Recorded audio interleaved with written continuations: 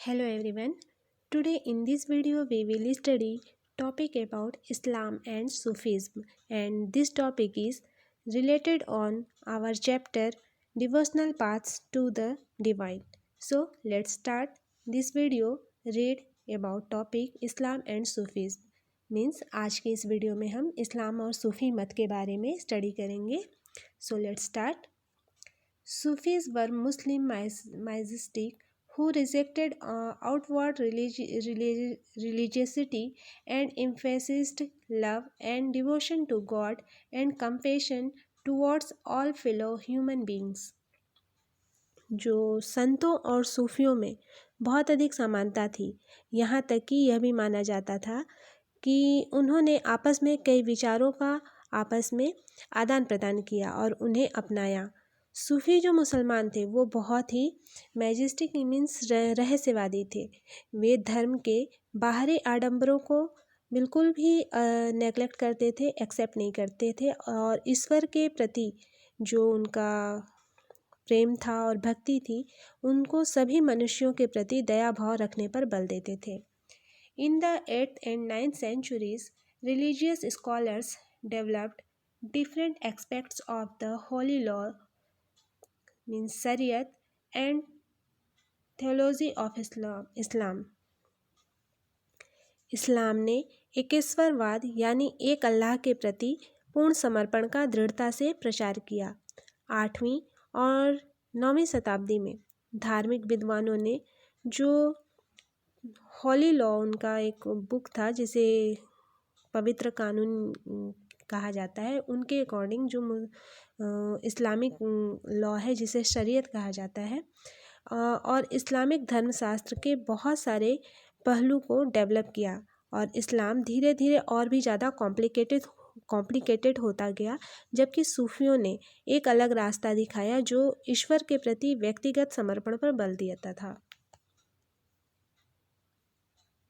The Sufis often rejected the elaborate rituals and codes of behavior demanded by Muslim religious scholars. सूफी लोगों ने मुस्लिम धार्मिक जो विद्वान थे उनके द्वारा जो निर्धारित कर्मकांड और आचार संहिता को बहुत कुछ एक्सेप्ट नहीं किया.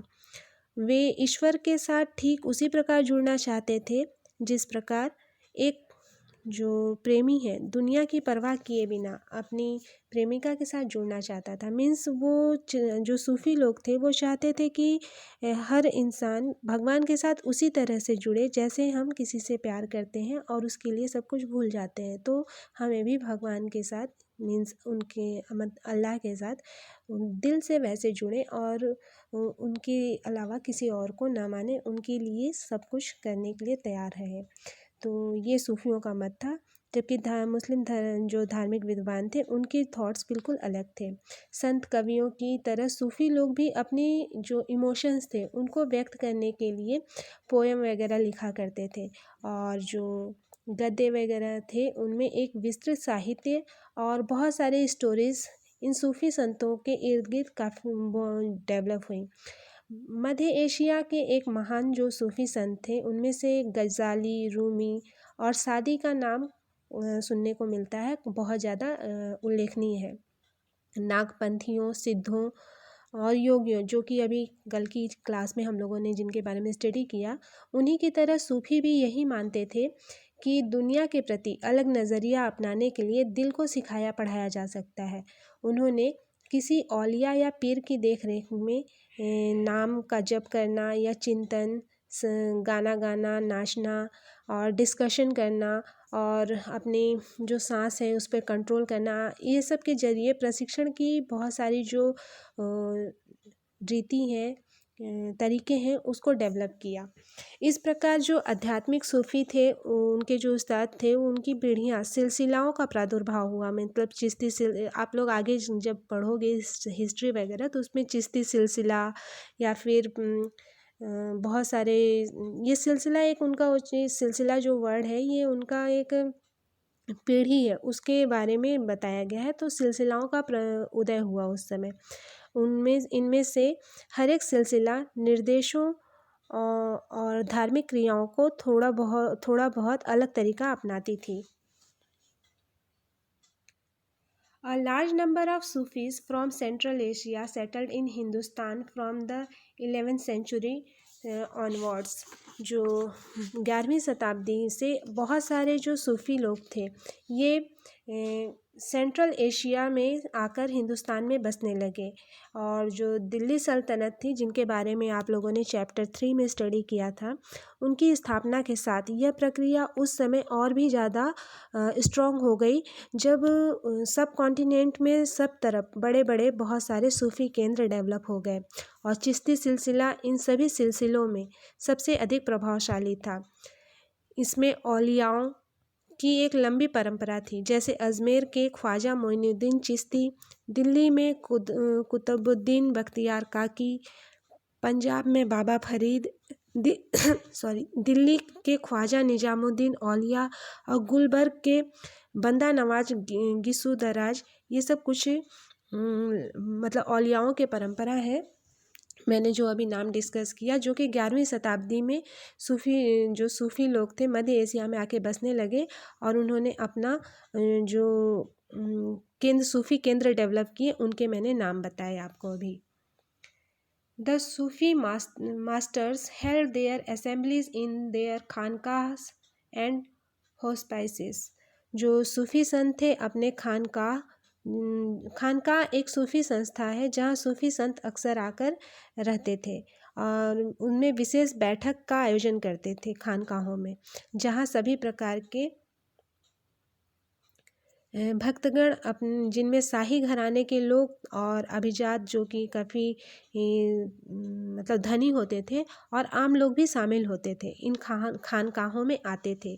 वे आध्यात्मिक विषयों पर डिस्कशन करते थे और अपनी दुनियादारी की जो भी प्रॉब्लम्स थे उनको सुलझाने के लिए जो संत थे उनसे आशीर्वाद मांगते थे या फिर संगीत नृत्य के जलसे में शामिल होकर चले जाते थे। अक्सर लोग यह समझते थे कि सूफ़ी औलियाओं के पास चमत्कारिक शक्तियाँ होती हैं, जिनमें आम लोगों को बीमारियों और तकलीफ़ों से छुटकारा मिल सकता है। और सूफ़ी संत की दरगाह एक तीर्थ स्थल बन जाता था, जहाँ सभी ईमान धर्म के लोग हज़ारों संख्या में इकट्ठे होते थे। यहाँ जो आज का आपका टॉपिक था इस्लाम एंड सूफ़ीज़्म, ये कंप्लीट होता है। इसके साथ ही मैं आपको कुछ इमेजेस जो आपकी बुक में थे वो उसके बारे में बताना चाहूँगी। ये जो इमेज है आपकी बुक में पेज नंबर 111 पे है। इसके बाद ये इमेज में यह बताया गया है फिगर 4 में, जो कि मैजेस्टिक इनकेस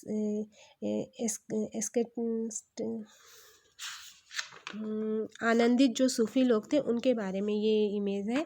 इसमें ये बताया गया है कि in Kashmir the Rishi order of Sufism flourished in the 15th and 16th centuries।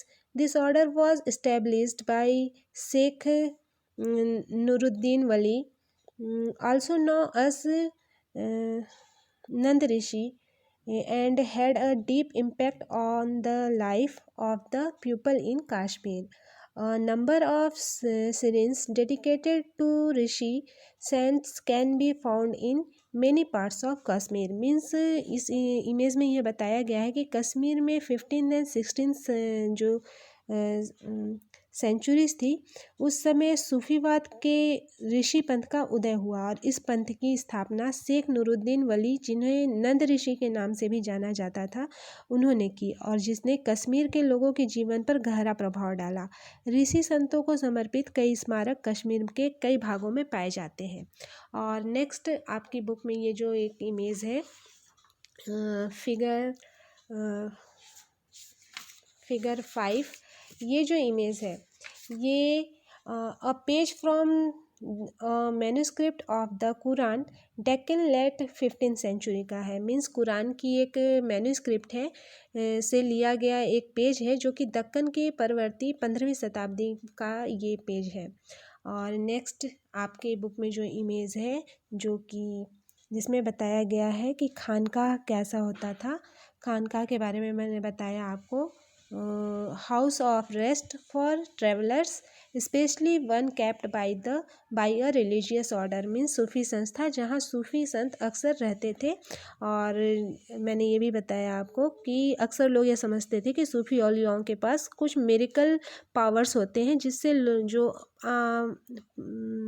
Normal जो लोग हैं, आम लोग हैं, उनकी जो भी प्रॉब्लम्स हैं, बीमारी हैं, उनसे उनको उस जगह पे अगर जाएंगे तो औलियाओं के पास जाएंगे तो उनके पास मिरेकल पावर्स हैं, तो उनसे उन मिरेकल पावर्स के थ्रू आम लोगों की जो भी बीमारी है, प्रॉब्लम्स है, उनसे छुटकारा मिल जाएगा।